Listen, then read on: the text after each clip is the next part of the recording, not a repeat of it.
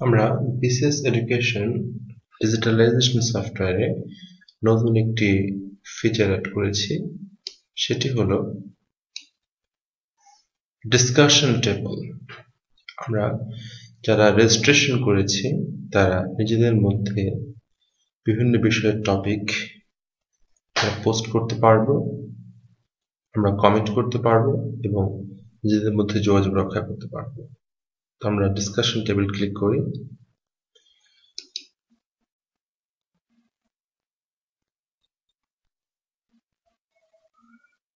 Continue click করি, write new post click করি। এখন ধরা যাক আমরা প্রথম আলো থেকে একটা বিশেষ পোস্ট এখানে আমরা পোস্ট করতে যাচ্ছি।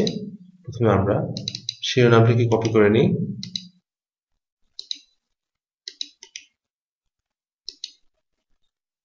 তারপর আমরা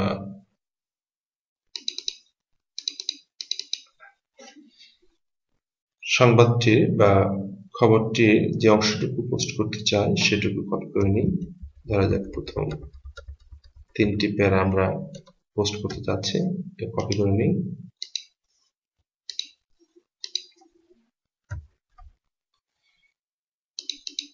চলে এসেছে।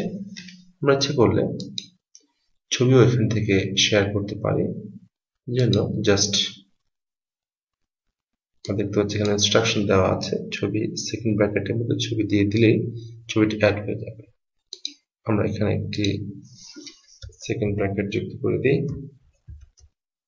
এবার ছবিটির ইমেজ অ্যাড্রেস কপি করে নিই এবং জাস্ট এখানে পেস্ট করে দিই। ব্যাস, পাবলিশ করি।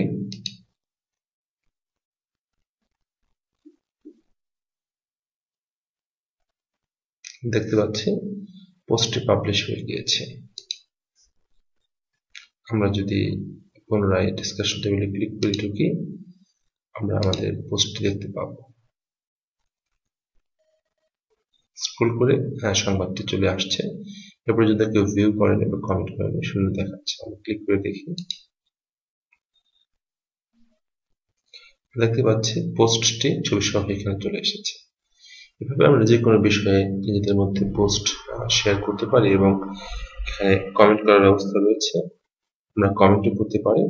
এভাবে নিজেদের মধ্যে ফেসবুকের মতো করে যোগাযোগ রক্ষা করতে পারি। সবাইকে ধন্যবাদ।